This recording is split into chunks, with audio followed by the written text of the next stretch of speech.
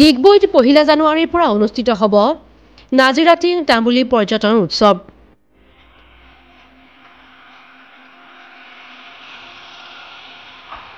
ডিগবৈ ডিব্ৰু নৈ পাৰত 1 জানুৱাৰীৰ পৰা অনুষ্ঠিত হ'ব নাজিৰা টিং তামুলী পৰ্যটন উৎসৱ।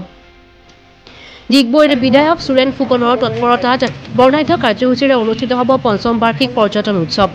গ্ৰাম্য অৰ্থনৈতিক টনকিয়াল কৰাৰ উদ্দেশ্যেৰে 100টা আত্মসহায়ক গোটক বিপণী দিয়াৰ উপৰিও উৎসৱৰ লগত সংগতি ৰাখি বিভিন্ন জনগোষ্ঠীয় সাংস্কৃতিক অনুষ্ঠান আৰু নিমন্ত্ৰিত অতিথিৰ দ্বাৰা সংগীতানুষ্ঠানত জেপবাল কৰিব ডিব্ৰু নৈ পাৰ।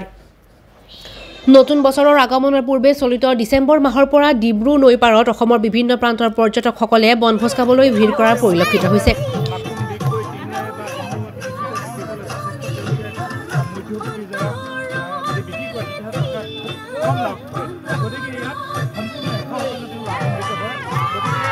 সমূহ ডিগবৈবাসীৰ হৈ সুৰেন ফুকনে পৰ্যটকসকলক আদৰণি জনায়। আগন্তুক 1 আৰু 2 জানুৱাৰীত অনুষ্ঠিত হ'বলগীয়া পৰ্যটন উৎসৱলৈ সকলো ৰাইজকে নিমন্ত্ৰণী শৰাই আগবঢ়ায় বিধায়ক সুৰেন ফুকনে।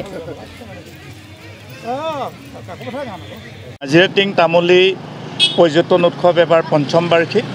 আমি এবাৰ আচলতে দুদিনীয়াকৈ কাৰ্যসূচী ৰাখিছোঁ, 1 আৰু 2 আৰু 31 তাৰিখো থাকিব। 31 তাৰিখলৈকে 3 দিনীয়া হ'ব। আমি আগৰ দৰে বিভিন্ন ধৰণৰ ইয়াত মানে আমি সাংস্কৃতিক অনুষ্ঠান ৰাখোঁ। বিভিন্ন জাতি জনগোষ্ঠীৰ তাত মানে মৰাণ বিহু, টাই বিহু, আদিবাসী নৃত্য, নেপালী নৃত্য, আমি বেংগলী নৃত্য, আমাৰ ভোজপুৰী নৃত্য, সোণোৱাল কছাৰী, লেচেৰী, যিবিলাক আচলতে পাহৰণি গৰ্ভত হেৰাই গ'ল, তেওঁলোকে আমি পুনৰুদ্ধাৰ কৰিবৰ কাৰণে লাগিছোঁ। খুব ভাল আৰু ৰাইজে যথেষ্ট আদৰণি জনাইছে।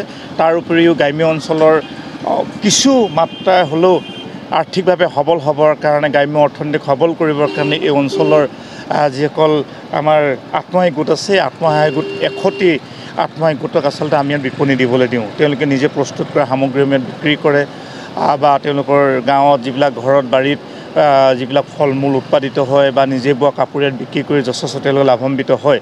সেইকাৰণে আমি প্ৰতি বছৰে এখন মিনি বজাৰ ইয়াত সৃষ্টি কৰিছোঁ আৰু যথেষ্ট আমি সঁহাৰি পাইছোঁ তেওঁলোকৰ কাৰণে। ইয়াত আমাৰ কমিটিৰ কোনো স্বাৰ্থ নাই।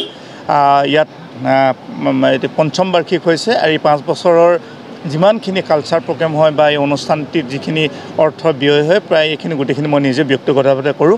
আৰু মোৰ যিখিনি 300মান কমিটিৰ যিসকল লোক আছে, তেওঁলোকেও এই কাম কাজ কৰাত তেওঁলোকে যথেষ্ট সহযোগিতা আগবঢ়াইছে এই অঞ্চলটিৰ এই উন্নয়নৰ কাৰণে।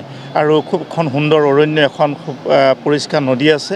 গতিকে এই অঞ্চললৈ যথেষ্ট পৰ্যটক আহে গুৱাহাটী, যোৰহাট, নগাঁও আদিৰ পৰা। আৰু বিশেষকৈ এই অঞ্চলটি আটাইতকৈ আকৰ্ষিত কৰিছে মানে ফেমিলি পিকনিক, পৰিয়ালৰ সৈতে, বন্ধু বান্ধৱৰ সৈতে ইয়াত বছৰটোৰ প্ৰায় জানুৱাৰী আৰু ডিচেম্বৰ মাহটো ভৰপূৰ হৈ থাকে। আজি আমাৰ 25 ডিচেম্বৰ, আপোনালোকে দেখিছে বনভোজ স্থলীত তেওঁলোকে আজি বনভোজ খাই আছেহি। গতিকে আমি আদৰণি জনাইছোঁ। আৰু সন্ধিয়াকৈ 2 আৰু 1 তাৰিখে আমাৰ আমন্ত্ৰিত অতিথি শিল্পী থাকিব, স্থানীয় শিল্পী থাকিব, বিভিন্ন জাতি জনগোষ্ঠীৰ শিল্পী থাকিব। গতিকে খুব ভাল হ'ব, আমি আদৰণি জনাইছোঁ। ইতিমধ্যে ইয়াৰ প্ৰস্তুতি সম্পূৰ্ণ হৈছে। ডিগবৈৰ পৰা প্ৰদীপ দেৱনাথৰ ৰিপৰ্ট, DA 365।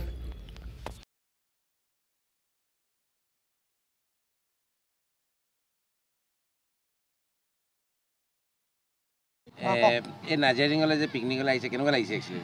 খুব ভাল, আমাৰ খুব ভাল অনুভৱ।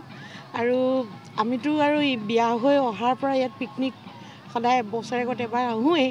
আৰু যেতিয়াৰ পৰা ইয়াত ফেষ্টিভেল বা 1 জানুৱাৰী, 2 জানুৱাৰী বা 3 জানুৱাৰীলৈকে যেতিয়ালৈকে এই কামটো আমাৰ শ্ৰদ্ধাৰ বিধায়ক মহোদয়ে উদ্যোগত ধাৰাবাহিকতাৰে চলি আছে, তেতিয়াৰ পৰা এটা নতুন ৰূপ পাইছে। আৰু নাজিৰা টিং গোটেই অঞ্চলটো এটা আমাৰ তিনিচুকীয়া ডিষ্ট্ৰিক্টৰ ভিতৰত এটা গৌৰৱৰ থল হিচাপে পৰিচিত হৈ পৰিছে। গতিকে আমিও সেই গৌৰৱৰ অংশীদাৰ হ'বলৈ পাই ভাল লাগিছে।